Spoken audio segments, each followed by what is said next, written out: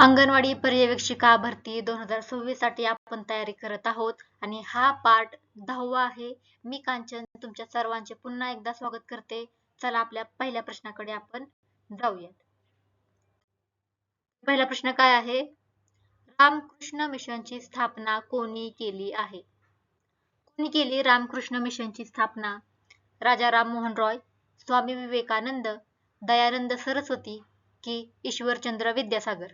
कोणी केली रामकृष्ण मिशनची स्थापना? तर स्वामी विवेकानंद हे उत्तर बरोबर असणार आहे आपलं. कधी केली स्थापना? 1 मे 1897 ला. स्थापना आहे 1 मे 1897 ला. संस्थापक म्हणजे स्थापना कोणी केली? स्वामी दयानंद सरस्वती नाही, स्वामी विवेकानंद. ह्या दोन्ही मध्ये खूप कन्फ्युजन होतं, जसं माझं आता झालं. संस्थापक आहेत स्वामी विवेकानंद. त्या रामकृष्ण मिशनचं मुख्यालय कुठं होतं? बेलूर मठ, हावडा, म्हणजे पश्चिम बंगालमध्ये हे असणार आहे. फक्त पश्चिम बंगाल आलं तरी उत्तर बरोबर असणार आहे. तरी पण बेलूर मठ, हावडा लक्षात ठेवा. प्रेरणा कुठून घेतली? श्री रामकृष्ण परमहंस यांच्या शिकवणीवरून प्रेरणा घेऊन स्वामी विवेकानंद यांनी रामकृष्ण मिशनची स्थापना 1 मे 1897 ला पश्चिम बंगालमध्ये केलेली आहे. आता या स्थापनेचे उद्दिष्ट काय असणार आहेत? उद्दिष्ट आहेत शिक्षणाचा प्रसार घडवून आणणे, गरीब, अनाथ व गरजू लोकांना मदत करणे, आरोग्य सेवा उपलब्ध करून देणे, नैसर्गिक आपत्तीग्रस्तांना मदत करणे. हे एक युनिक आहे, नैसर्गिक आपत्तीग्रस्तांना मदत करणे, लक्षात ठेवा. आणि अध्यात्म व मानव सेवेचा प्रसार करणे, सर्व धर्मामध्ये समन्वय व बंधुभाव वाढवणे हे रामकृष्ण मिशनचे उद्दिष्टे आहेत. मग आता ऑप्शन मध्ये बाकीचे ऑप्शन पण होते. राजा राममोहन रॉय यांनी काय स्थापन केलं? तर यांनी ब्रह्मो समाज म्हणून 1828 ला स्थापन केलेला आहे. ब्रह्मो समाज याचा उद्दिष्ट काय होता? सतीप्रथा बंद करण्यासाठी आणि स्त्री शिक्षणासाठी यांनी मोठे योगदान ब्रह्मो समाजाच्या द्वारे दिलेले आहे. आता स्वामी दयानंद सरस्वती यांनी आर्य समाज स्थापन केलेला आहे. आर्य समाज 1875 ला स्थापन केलेला आहे. आर्य समाज कोणी? स्वामी दयानंद सरस्वती यांनी. त्यांचं काय स्लोगन होतं? वेदांकडे चला, बॅक टू द वेदास, हा त्यांचा संदेश होता. ईश्वरचंद्र विद्यासागर हे एक महान समाज सुधारक आणि शिक्षण तज्ञ राहिलेले आहेत. त्यांनी सुद्धा विधवा पुनर्विवाह आणि स्त्री शिक्षणासाठी मोठे योगदान दिलेले आहे. पुढचा प्रश्न पाहू. सत्यशोधक समाजाची स्थापना कोणत्या वर्षी झाली आहे? 1873, 1885, 1890 की 1905? कोणत्या वर्षी सत्यशोधक समाजाची स्थापना झालेली आहे? तुम्ही ही दोन ऑप्शन कट करू शकता. 1885 ला काँग्रेसची स्थापना झाली आहे आणि सत्यशोधक समाज एवढा अलीकडचा म्हणजे 1905 चा नाहीये. मग तुम्हाला फक्त ए आणि सी हे दोन ऑप्शन उरतात. कधी आहे सत्यशोधक समाजाची स्थापना? आहे 1875 ला. कधी? 1875 ला. सत्यशोधक समाज कोणी स्थापना केली? तर आपले महात्मा ज्योतिराव गोविंदराव फुले, हे त्यांचं पूर्ण नाव आहे. महात्मा ज्योतिराव गोविंदराव फुले यांनी स्थापना 24 सप्टेंबर 1873 ला पुणे येथे केलेली आहे. कधी? 24 सप्टेंबर 1873 पुणे येथे. आणि सत्यशोधक म्हणजे काय? सत्य शोधणारा म्हणजे सत्याचा शोध घेणारा, सत्य शोधक. तर फुले यांच्याविषयी इतर माहिती पाहू. महात्मा ज्योतिराव गोविंदराव फुले त्यांचं पूर्ण नाव. त्यांचा जन्म झालेला आहे 11 एप्रिल 1827 ला पुणे येथे. त्यांच्या पत्नी सगळ्यांना माहिती आहे सावित्रीबाई फुले. त्यांनी मुलींची पहिली शाळा कधी सुरू केली? 1848 ला पुणे येथे. आणि ही देशातली पहिली मुलींची शाळा ठरलेली आहे. मुलींची पहिली शाळा कधी सुरू केली? 1848 ला. कुठे? पुणे. कोणी केली? फुल्यांनी केली. सत्यशोधक समाजाची स्थापना कधीची आहे? 24 सप्टेंबर 1873 ची. आता अजून प्रश्न काय येतात? तर ज्योतिराव गोविंदराव फुले म्हणजे ज्योतिबा फुले यांचे कोणते ग्रंथ आहेत? तर ते आहेत गुलामगिरी, जो की 1873 ला लिहिला, शेतकऱ्यांचा आसूड 1883 ला लिहिला, आणि सार्वजनिक सत्यधर्म हे त्यांचे 3 महत्त्वाचे ग्रंथ आहेत ज्यावर प्रश्न आलेले आहेत. 1885 ला काय झालं होतं? तर 1885 ला भारतीय राष्ट्रीय काँग्रेस म्हणजेच काँग्रेसची स्थापना झालेली आहे. 1890 ला काय झालं? महात्मा फुले यांच्या निधनाचे वर्ष म्हणजे 1890 आहे. 1905 ला बंगालच्या फाळणीचे वर्ष आहे. पुढचा प्रश्न आपल्या महाराष्ट्राच्या इतिहासावर आहे. शिवाजी महाराजांनी अष्टप्रधान मंडळात परराष्ट्र व्यवहारासाठी कोणते पद निर्माण केले होते? पंडितराव, सुमंत, सचिव, न्यायाधीश. कोणते पद होते जे अष्टप्रधान मंडळात परराष्ट्र व्यवहारासाठी काम करत होते? आता इथं पण तुम्ही दोन ऑप्शन कट करू शकता. म्हणजे पंडितराव. पंडितराव हे असणार आहे का परराष्ट्र व्यवहारासाठी? नाही, तर हे धर्मासाठीचे पद आहे. न्यायाधीश, न्याय द्यायचं काम करणारे, हे पण ऑप्शन 2 गेले. आता तुम्हाला फक्त उरतात सुमंत म्हणजे डबीर आणि सचिव हे दोन पर्याय उरतात. तर आपण उत्तर बघू. तर उत्तर आहे आपलं सुमंत म्हणजेच डबीर. अष्टप्रधान मंडळ हे छत्रपती शिवाजी महाराजांनी स्वराज्याच्या प्रशासनासाठी निर्माण केलेली 8 प्रमुख मंत्र्यांची परिषद होती. किती लोकांची? 8 प्रमुख मंत्र्यांची परिषद होती. त्याचा उद्देश काय होता? राज्यकारभार अधिक कार्यक्षम, शिस्तबद्ध आणि जबाबदार पद्धतीने चालावे हे त्यामागचा उद्देश होता.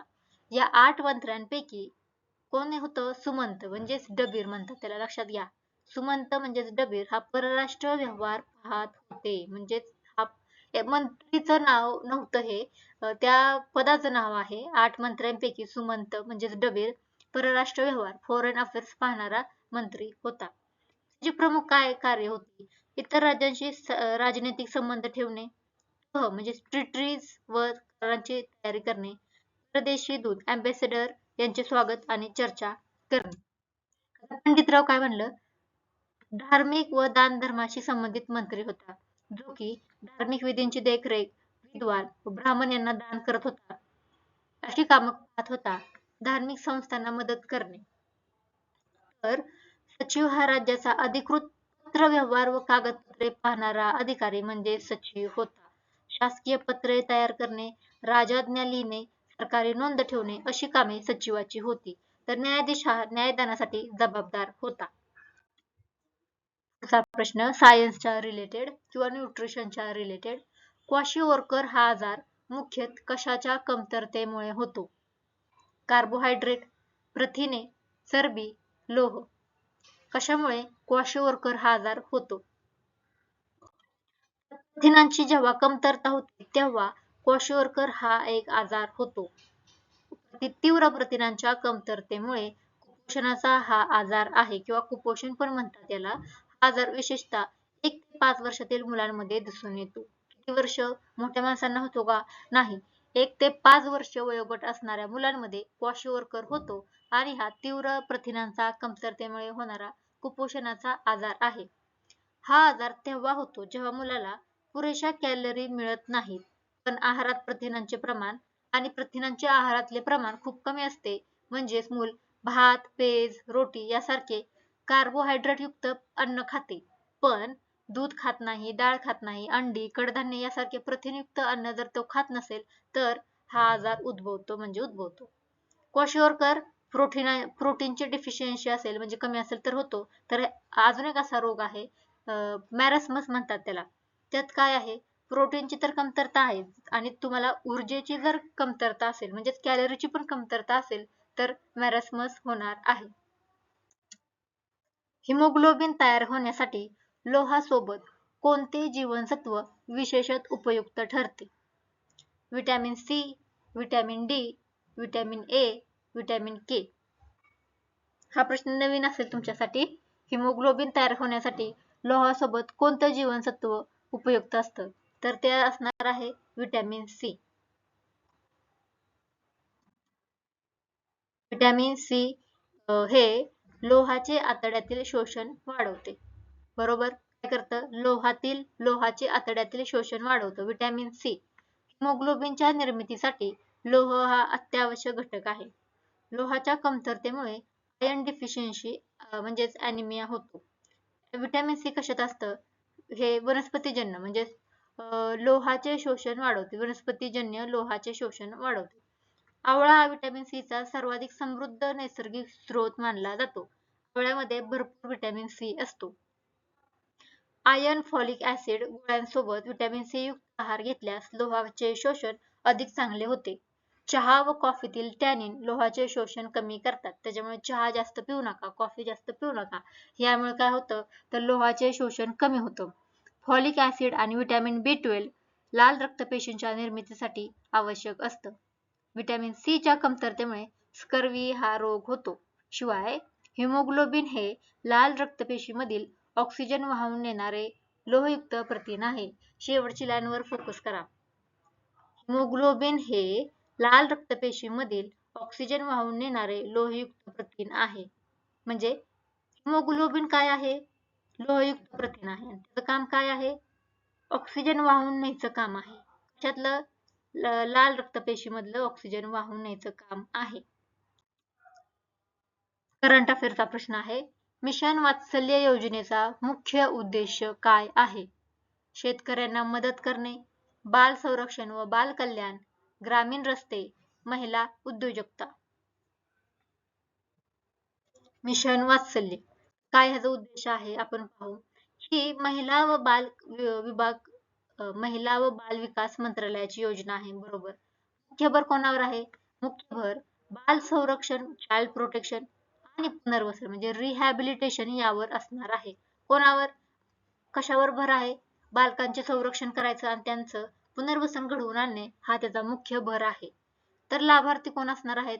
लाभार्थी आहेत अनाथ, बेघर, हरवलेली, शोषणग्रस्त व संकटग्रस्त मुले हे लाभार्थी असणार आहेत. म्हणजे हे जी बालक आहेत अनाथ, बेघर, हरवलेली, शोषणग्रस्त यांना संरक्षण आणि पुनर्वसन मिळणार आहे. लक्षात आलं? आणि चाइल्ड वेलफेअर कमिटी आणि ज्युएनाइल जस्टिस बोर्ड यांना या योजनेद्वारे संस्थापक सहाय्य दिले जाते. बालगृह, निरीक्षण गृह आणि विशेष दत्तक संस्था यांना या योजनेअंतर्गत मदत दिली जाते. या योजनेचा उद्दिष्ट केवळ निवारा देणे नसून बालकाचे शिक्षण, आरोग्य, समुपदेशन आणि समाजात पुनर्वसन घडवून आणणे हे देखील आहे. आता मिशन वात्सल्यची सुरुवात कधी झाली आहे? तर मिशन वात्सल्यची सुरुवात 2021-22 ला झालेली आहे. 1927 मध्ये डॉक्टर बाबासाहेब आंबेडकर यांच्या नेतृत्वाखाली झालेला महाड सत्याग्रह कोणत्या मूलभूत हक्कासाठी झाला होता? कोणत्या हक्कासाठी झाला होता? महाडचा सत्याग्रह 1927 ला कोणी केला? डॉक्टर बाबासाहेब आंबेडकरांनी. कशासाठी झाला होता? मंदिर प्रवेशासाठी, सार्वजनिक पाण्याच्या स्रोताचा वापर करण्याचा हक्क, मतदानाचा हक्क, शिक्षणाचा हक्क कशासाठी झाला होता? तर महाडचे 14 तळे आठवते का? सार्वजनिक पाण्याचा स्रोताचा वापर करण्याचा हक्क.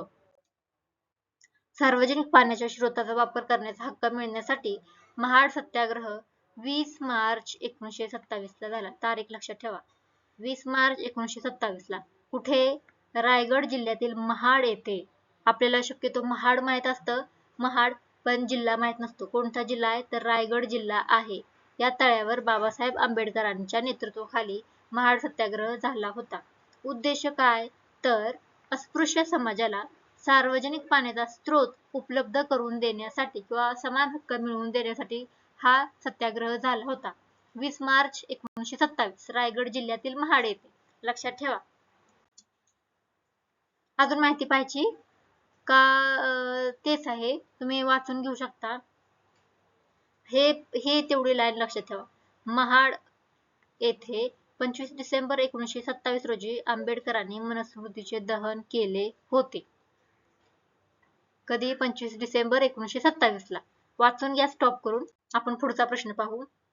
पीएम जन मन अभियान मुख्यतः कोणासाठी सुरू करण्यात आले आहे? शहरी गरिबी, विशेषतः असुरक्षित आदिवासी गट PVTG, मत्स्य व्यवसाय, स्टार्टअप. कोणासाठी पीएम जन मन अभियान सुरू करण्यात आले? तर सुरू करण्यात आलं होतं PVTG म्हणजे विशेषतः असुरक्षित आदिवासी गट. जनमन म्हणजे प्रधानमंत्री जनजाती आदिवासी न्याय महाअभियान. लॉंग फॉर्म हा आहे जनमनचा. जनजाती आदिवासी न्याय महाअभियान. कधी योजना सुरू झाली? 15 नोव्हेंबर 1923 ला सुरू झाली. भगवान बिरसा मुंडा यांच्या जयंतीनिमित्त सुरू करण्यात आली आहे. उद्देश काय?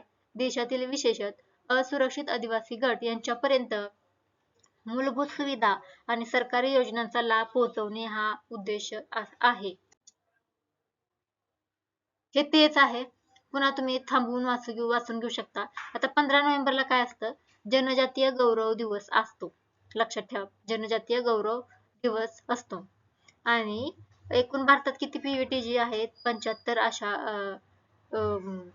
जमाती आहेत ज्यांना विशेषतः असुरक्षित आदिवासी गट मानलेलं आहे. त्यातल्या महाराष्ट्रात किती आहेत? महाराष्ट्रात 3 आहेत. कोणत्या? तर ते आहे कातकरी, कोलाम आणि माडिया गोंड. ही महाराष्ट्रातील 3 आहेत. लक्षात ठेवा. आता पॉलिटीचे प्रश्न सुरू झालेत. राज्यसभेचे पदसिद्ध अध्यक्ष कोण असतात?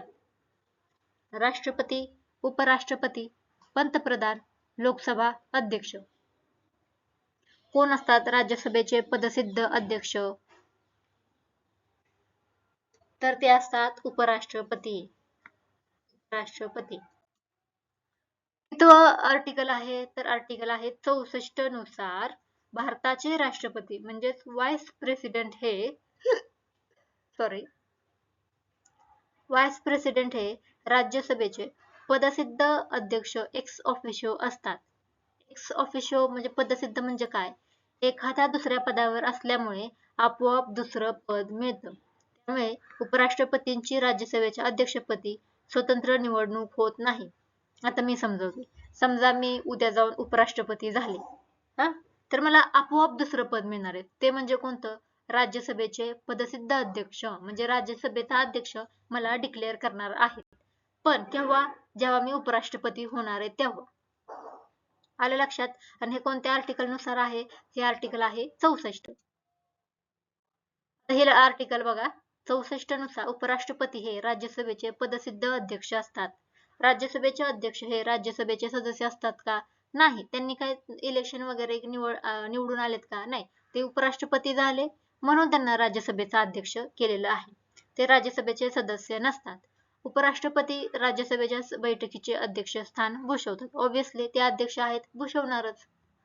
मतांची संख्या समान झाल्यास अध्यक्ष निर्णायक मत देऊ शकतात. राज्यसभा ही कायमस्वरूपी सभा आहे, परमनंट हाऊस आहे. ते कधी बरखास्त होत नाही, जबकि लोकसभा बरखास्त होत असते. राज्यसभेच्या एकूण सदस्य संख्येची कमाल मर्यादा 250 आहे. राज्यसभेचे 12 सदस्य राष्ट्रपती निवडतात. ते कुठल्या क्षेत्रातून? साहित्य, कला, विज्ञान व समाजसेवा या क्षेत्रातून. हे नामनिर्देशित केले जातात म्हणजे त्यांची बिना निवडणूक होता नेमणूक होते. कोणाद्वारे? राष्ट्रपतीद्वारे. कुठे? राज्यसभेवर. किती? 12 जणांची. आलं लक्षात? राज्यसभेचा कार्यकाळ निश्चित नसतो. कार्यकाळ निश्चित असतो का? नसतो. जसा की लोकसभेचा असतो बघा. लोकसभेचा किती कार्यकाळ आहे? लोकसभेचा कार्यकाळ आहे 5 वर्षाचा. राज्यसभेचा असतो का? नसतो. दर 2 वर्षांनी 1/3 सदस्य निवृत्त होत असतात. राज्यसभा होते का बरखास्त? नाही. तर दर 2 वर्षांनी 1/3 सदस्य निवृत्त होतात आणि दुसरे सदस्य त्याच्यावर भरले जातात. भारताने 2025 मध्ये पहिल्यांदा मानव अंतराळ मोहिमेसाठी कोणत्या मोहिमेची तयारी वेगाने सुरू ठेवली आहे? चंद्रयान 4, गगनयान, आदित्य L2, शुक्रयान. 2025 मध्ये इंडिया 3 अंतराळवीरांना अवकाशात पाठवणार आहे. त्या मोहिमेचं नाव काय आहे? तर आहे गगनयान. लक्षात ठेवा, गगनयान. गगनयान ही भारताची पहिली असणार आहे बरं. मानवी अंतराळ मोहीम आहे. याद्वारे भारतीय अंतराळवीर यांना भारतीय बनावटीच्याच अंतराळातून पृथ्वीच्या निम्न कक्षेत म्हणजे लो अर्थ ऑर्बिट मध्ये पाठवायचं उद्दिष्ट आहे. हे लक्षात घ्या. लो अर्थ ऑर्बिट असणार आहे. कोणाद्वारे? इस्रोद्वारे.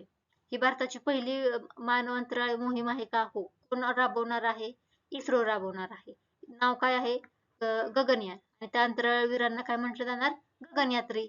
कुठल्या कक्षेत? लो अर्थ ऑर्बिट मध्ये पाठवलं जाणार आहे. आणि आपल्याला यासाठी प्रशिक्षण कोण देत आहे? रशिया प्राथमिक प्रशिक्षण देत आहे. एवढ्या गोष्टी लक्षात राहिल्या क्वेश्चन सुटला.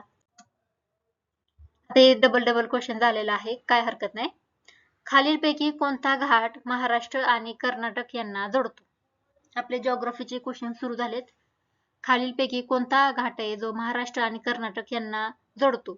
नाणेघाट, आंबोली घाट, माळशेज घाट की बोरघाट? बोरघाट कोणता आहे? आंबोली घाट. कुठला? अंबोली. लक्षात घ्या, माझ्या मागे डबल डबल म्हणा. हा सह्याद्री पर्वत रांगेतील एक महत्वाचा घाट आहे. बरोबर. महाराष्ट्रातील सिंधुदुर्ग कुठला? महाराष्ट्रातील सिंधुदुर्ग जिल्हा आणि कर्नाटक राज्य यांना जोडणारा आंबोली घाट आहे. आंबोली हे महाराष्ट्रातील प्रसिद्ध हिल स्टेशन असून अतिवृष्टीसाठी देखील ओळखलं जातं. कुठं आहे? सिंधुदुर्ग जिल्ह्यात आंबोली घाट आहे. कोणाला जोडतो? महाराष्ट्र आणि कर्नाटकला. सह्याद्री पर्वत रांगेतील हिल स्टेशन आहे. बरोबर. सर्वाधिक पर्जन्यमान या भागात होते. हो. कोणत्या राष्ट्रमार्ग हा आंबोली घाट राष्ट्रीय महामार्ग 48 वर नसून राज्य महामार्गांना जोडलेला आहे? बरोबर. हा राज्य महामार्गांना जोडतो म्हणून हा राष्ट्रीय महामार्गावर 48 वर नसणार आहे. आणि या परिसरात जैवविविधता आहे, म्हणजे बायोडायव्हर्सिटी हॉटस्पॉट प्रसिद्ध आहेत. नाणेघाट कशाला जोडतो? नाणेघाट आहे पुण्यातला आणि कोकण यांना जोडणारा. म्हणजेच काय? जुन्नर, म्हणजेच पुण्यात येतं ते. जुन्नर आणि कोकण यांना जोडतो. सातवाहन काळातील प्राचीन व्यापारी मार्ग म्हणून देखील हा प्रसिद्ध होता. जाऊन या नाणेघाटात, मस्त आहे. माळशेज घाट पुणे आणि ठाणे किंवा कल्याण परिसरांना जोडतो. बोरघाट मुंबई आणि पुणे यांना जोडतो. लक्षात ठेवा, घाटावर प्रश्न आलेले आहेत आणि येतात. भारतातील सर्वाधिक लांबीचा राष्ट्रीय महामार्ग कोणता आहे? भारतातील सर्वाधिक लांबीचा राष्ट्रीय महामार्ग कोणता? NH 27, NH 44, NH 48, NH 66. NH 44 भारतातील सर्वात मोठा किंवा सर्वात लांब राष्ट्रीय महामार्ग आहे, ज्यांची लांबी सुमारे 3745 आहे. बाबो, लय मोठा आहे. 3745. कुठला आहे तो? जम्मू काश्मीर मधील श्रीनगर ते तमिळनाडूतील कन्याकुमारी पर्यंत आहे. म्हणजे डायरेक्ट खालून वर, नॉर्थ टू साऊथच आहे. जम्मू काश्मीर नॉर्थला, तमिळनाडूतील कन्याकुमारी साऊथला. म्हणजे एवढा मोठा असणार तो. 3745 किलोमीटर आहे. 2010 मधील राष्ट्रीय महामार्गाचे पुनर्क्रमांकन झाल्यामुळे जुना हा किती होता? जुना होता NH 7. आता किती ओळखला जातो? NH 44. म्हणजे काय? त्याचं जुनं नाव होतं NH 7, आता त्याचं नाव आहे NH 44. भारतातील सर्वात मोठा राष्ट्रीय महामार्ग आहे. तो आहे. लांबी आहे 3745. श्रीनगर ते कन्याकुमारी जोडतो. म्हणजेच काय? उत्तर भारत ते दक्षिण भारत जोडतो. जुना क्रमांक होता NH 44, आता आहे जुना आहे NH 7, आता आहे NH 44. NH 27 कुठं जातो मग? हा भारतातील दुसऱ्या क्रमांकाचा सर्वात लांब राष्ट्रीय महामार्ग आहे. बरोबर. तो गुजरात मधील पोरबंदर ते सिलचर. सिलचर कुठे आहे? आसाम. म्हणजे गुजरात ते आसाम पर्यंत जातो. NH 48 दिल्ली, मुंबई, बेंगळुरू, चेन्नई या प्रमुख शहरांना जोडतो. तर NH 66 पनवेल, महाराष्ट्र ते कन्याकुमारी पर्यंत जातो. पश्चिम किनारी पट्टी लगत असणारा हा महत्वाचा महामार्ग आहे. लक्षात ठेवा. सगळ्यात मोठा कुठला? NH 44. भारतातील कोणते राज्य शिफ्टिंग कल्टिवेशन म्हणजे झूम शेतीसाठी ओळखले जाते किंवा प्रसिद्ध आहे? आता तुम्ही मला कमेंट मध्ये सांगायचं झूम शेती म्हणजे शिफ्टिंग कल्टिवेशन काय असतं? पंजाब, मिझोराम, हरियाणा, गुजरात. कोणता आहे शिफ्टिंग कल्टिवेशन? बरं, एक क्ल्यू देते मी. शिफ्टिंग कल्टिवेशन नॉर्थ ईस्टला म्हणजे आपल्या ईशान्य भारतात होतं. आता सांगा. आता ईशान्य भारतातील हे तर राज्य कुठलं आहे? पंजाब आहे का? पंजाब कुठे आपल्या? नाही, पंजाब आपल्या वेस्टला आहे, त्यामुळे हा ऑप्शन नाही. हरियाणा पण वेस्टला आहे, गुजरात पण वेस्टला आहे. मग ऑप्शन उरतो मिझोराम. मिझोराम योग्य उत्तर आहे, जे शिफ्टिंग कल्टिवेशन साठी ओळखलं जातं. शिफ्टिंग कल्टिवेशन म्हणजे काय? तर जंगलातला एखादा भाग साफ करायचा, काही वर्ष शेती करायची त्याच्यावर, त्याची सुपीकता कमी झाल्यावर दुसऱ्या ठिकाणी जायचं आणि त्याला या पद्धतीला झूम शेती असे म्हणतात. ईशान्य भारतातील राज्यामध्ये विशेषतः मिझोराममध्ये मोठ्या प्रमाणावर अशी शेती केली जाते. इंग्रजीत शिफ्टिंग कल्टिवेशन किंवा स्लॅश अँड बर्न ऍग्रिकल्चर म्हणतात. झूम शेतीसाठी मिझोराम प्रसिद्ध आहे. ईशान्य भारतातील आदिवासी करतात. लक्षात ठेवा. या व्यतिरिक्त बांगलादेश, म्यानमार, आग्नेय आशियातील काही देशांमध्ये हे शेती केली जाते. महागाई म्हणजे काय? आता आपले इकॉनॉमीचे क्वेश्चन सुरू झाले आहेत. महागाई म्हणजे काय? वस्तू व सेवांच्या किमतीमध्ये सातत्याने वाढ होणे, बेरोजगारी वाढणे, कर वाढणे, निर्यात वाढणे. काय आहे महागाई? तुमच्या सगळ्यांना माहित असेल. आपण सतत म्हणतो किती महागाई झाली. म्हणजे काय? म्हणजे काय तर सेवा आणि वस्तूंच्या किमतीमध्ये सातत्याने वाढ होणे. फक्त सातत्य या शब्दावर लक्षात द्यायचं. एकाच किमतीत वाढ झाली, एकदा झाली म्हणजे ती असते का महागाई? नाही. वस्तू व सेवांच्या किमतीमध्ये सातत्याने वाढ होणे म्हणजे महागाई आहे. त्यालाच इंग्रजीमध्ये इन्फ्लेशन म्हणतात. अर्थव्यवस्थेमधील वस्तू व सेवांच्या किमतीमध्ये एका कालावधीत सातत्याने होणारी वाढ म्हणजे महागाई असते. यामुळे काय होतं? पैशाची क्रय शक्ती म्हणजे पर्चेसिंग पॉवर कमी होते. पहिले 10 रुपयाला भेटायची वस्तू आता ती 15ला भेटते. आता त्या 10 रुपयात ती वस्तू खरेदी होणार आहे का? नाही. म्हणजे पैशाची शक्ती काय झाली? कमी झाली. आलं लक्षात? आता आरबीआयचे मुख्य कार्य कोणते? कायदे तयार करणे, चलन जारी करणे व चलनविषयक धोरण राबवणे, लोकसंख्या गणना करणे, कर वसूल करणे. काय आहे आरबीआयचे मुख्य कार्य? आरबीआय कायदे तयार करते का? नाही. यासाठी तर आपलं संसद आहे. त्यामुळे ए ऑप्शन कट झाला. हा ऑप्शन पण गेला. लोकसंख्या गणना आरबीआय करते का? नाही. हा ऑप्शन गेला. कर वसुलासाठी आरबीआय का? नाही. मग काय राहिलं? चलन जारी करणे व चलनविषयक धोरण राबवणे हे आरबीआयचे मुख्य काम आहे. आरबीआय काय आहे? केंद्रीय बँक आहे. सेंट्रल बँक आहे. स्थापना तिची 1 एप्रिल 1935 ला. कुठल्या ऍक्टद्वारे? आरबीआय ऍक्ट 1924 अंतर्गत. आणि तिचं राष्ट्रीयकरण म्हणजे सरकारी बँक कधी झाली? 1 जानेवारी 1949 ला ही बँक सरकारी झाली म्हणजेच राष्ट्रीयकरण झालं. मुख्य कार्य काय म्हणजे चलनी नोटा जाहीर करणे. इथे लक्षात घ्यायचंय. नोटा जारी कोण करतं? आरबीआय. पण 1 रुपयाची नोट आणि बाकी सगळी नाणी हे केंद्र सरकार करत असतं. 1 रुपयाची नोट आरबीआय काढत नाही. देशाचे चलनविषयक धोरण म्हणजे मॉनिटरी पॉलिसी राबवणे, महागाई नियंत्रणात ठेवणे आणि बँकिंग व्यवस्थेवर देखरेख ठेवणे हे आरबीआयचे कार्य आहेत. आरबीआयची स्थापना 1 एप्रिल 1935 आरबीआय ऍक्ट 1934 अंतर्गत. 1 जानेवारी 1949 रोजी आरबीआयचे राष्ट्रीयकरण. आरबीआय केंद्रीय बँक आहे. 1 रुपयाची नोट भारत सरकारच्या वित्त मंत्रालयाकडून जारी केली जाते आणि बाकी सगळ्या नोटा आरबीआय करतो जारी.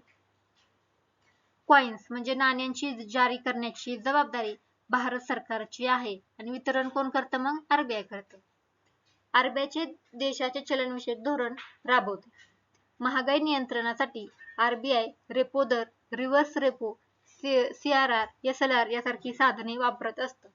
आरबीआयला बँकांची बँक म्हणजे बँकर्स बँक म्हटलं जातं. आरबीआय ही भारत सरकारची बँकर आणि आर्थिक सल्लागार म्हणूनही काम करते. शिवाय आरबीआयचे कार्यालय किंवा मुख्यालय कुठे आहे? मुंबई येथे आहे. सगळी मेन माहिती मी एका स्लाइड मध्ये एका लाईन टू लाईन दिलेली आहे. नोट्स काढून घ्या. आता आपला हा शेवटचा प्रश्न असणार आहे. जीडीपी मध्ये कोणत्या गोष्टीचा समावेश केला जातो? परदेशात राहणाऱ्या भारतीयांचे उत्पादन, भारताच्या भौगोलिक सीमेत एका वर्षात उत्पादित अंतिम वस्तू व सेवांचे मूल्य, फक्त कृषी उत्पादन, फक्त औद्योगिक उत्पादन. कशाचा समावेश जीडीपी मध्ये केला जातो? आता बघा, फक्त कृषी उत्पादन, फक्त या शब्दाने गोंधळ केला. फक्त हित पण आहे. हे ऑप्शन दोन्ही कट. आता परदेशात राहणाऱ्या भारतीयांचे उत्पादन असेल तर मग आपलं काय काम आहे? कट. काय राहिलं आपलं? भारताच्या भौगोलिक सीमेत एका वर्षाच्या आत उत्पादित अंतिम वस्तू व सेवांचे मूल्य म्हणजे आपले जीडीपी असतो. आपण पाहू आता. जीडीपी म्हणजे ग्रॉस डोमेस्टिक प्रोडक्ट. सकल देशांतर्गत उत्पादन म्हणतात त्याला. आपण त्याची व्याख्या पाहू. एखाद्या देशात भौगोलिक सीमेत एका आर्थिक वर्षात उत्पादित झालेल्या अंतिम वस्तू व सेवांचे एकूण बाजार मूल्य म्हणजे जीडीपी असतो. जीडीपी हा देशाच्या आर्थिक विकासाचा सर्वात महत्त्वाचा निर्देशक मानला जातो. याचं पूर्ण नाव ग्रॉस डोमेस्टिक प्रोडक्ट सकल देशांतर्गत उत्पादन. आपल्या देशाच्या भौगोलिक सीमेत म्हणजे आपल्या देशातच फक्त उत्पादित वस्तू व सेवा. आता वस्तू व सेवा म्हटले पण इथं अंतिम वस्तू व सेवा लक्षात ठेवायचं. हा बघा इथं दिलं.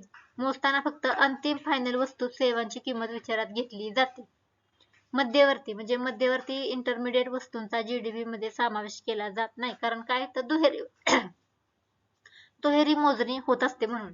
आता ब्रेड तयार करायचा आहे. ब्रेड तयार करायला गव्हापासून बाकी इतर पदार्थ त्याला दळण्यापासून खर्च होतो. त्याच्यामुळे आपण फक्त ब्रेडची तयार झालेलीच किंमत विचारात घेतो. आधीला गव्हाची ह्याची किंमत घेत नाही. परदेशात राहणाऱ्या भारतीयांचे उत्पादन जीडीपी मध्ये समाविष्ट नसते. लक्षात घ्या. कृषी, उद्योग, सेवा या तिन्ही क्षेत्रांचे उत्पादन समाविष्ट असते जीडीपी मध्ये. भारतात जीडीपीचे अधिकृत आकडे राष्ट्रीय सांख्यिकी कार्यालय NSO जाहीर करत असते. लक्षात घ्या. जीडीपी वाढला तर अर्थव्यवस्थेची वाढ होत असल्याचे मानले जाते. तर आपले सगळे प्रश्न आज कव्हर झालेले आहेत. मस्त रिव्हिजन करा. पुन्हा पुन्हा ऐका. नोट्स काढा. कुठेही एक्झाम जात नाही. यश आपल्या हातात आहे. शेवटी आपल्याला काम करायचं असतं आणि मेहनत करायची असते. Stay tune. पुढचा व्हिडिओ लवकरच येईल. Bye bye. Be happy.